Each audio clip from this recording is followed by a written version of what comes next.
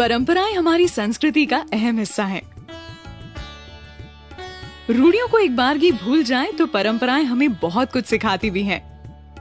यहाँ तक कि बहुत सी परंपराएं तो कुछ न कुछ साइंटिफिक लॉजिक से भी मेल खाती हैं।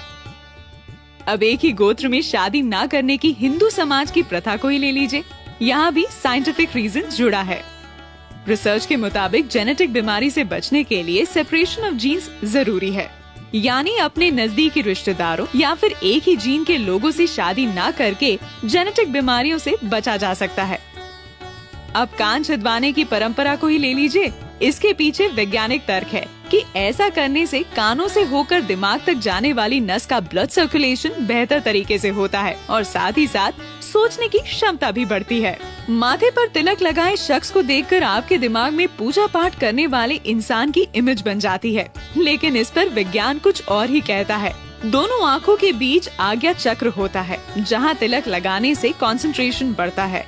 कहा जाता है कि तिलक लगाते समय उंगली या अंगूठे के दबाव से माथे तक जाने वाली नसों का ब्लड सर्कुलेशन भी बेहतर हो जाता है। अब बात करते हैं जमीन पर बैठकर खाना खाने की। दरअसल पालथी मारकर बैठना एक तरह का योगासन है।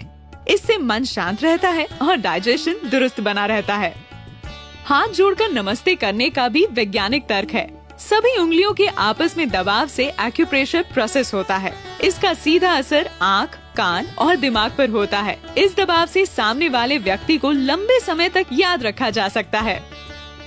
फिर से बात करें खाने की। कहा जाता है कि खाने की शुरुआत तीखे से और अंत मीठे से हो। वजह यह है कि तीखा खाने से पेट में पाचन तत्व और अम्ल एक्टिव हो जाते हैं और डाइजेशन सही तरीके से होता है। और अगर तीखे से पेट में जलन की संभावना बने तो उसे आखिर में खाया मीठा दूर कर देता है। पीपल की पूजा का भी वैज्ञानिक तर्क है। दरअसल पीपल की पूजा भूत प्रेत भगाने के लिए नहीं, बल्कि पेड़ों के सम्मान में की जाती है। पीपल एकमात्र ऐसा पेड़ है जो रात में भी ऑक्सीजन देता है, जिससे इसकी इम्पोर्टेंस और भी बढ़ जाती है। हिंदू धर्म में विवाहित महिला सिंदूर तो लगाती है, लेकिन शायद इसके पीछे की वैज्ञानिक वजह जानती है। दरअसल सिंदूर में हल्दी, चूना और मर्करी होता है। इन तीनों का कॉम्बिनेशन बॉडी में ब्लड सर्कुलेशन को कंट्रोल करता है। चोटी रखने के पीछे भी कुछ ऐसा ही तर्क है। जिस जगह पर चोटी रखी जाती है वहाँ दिमाग की सारी नसें आकर मिलती हैं, जिससे दिमाग शांत रहता है और गुस्सा नहीं आता। साथ ही सोचने समझने की क्षमता भी बढ़ती है।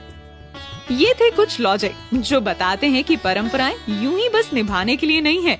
परंपराओं के पीछे छुपे साइंटिफिक लॉजिक समझ लिए जाएं तो फिर उनका दिल से पालन तय ही मानिए।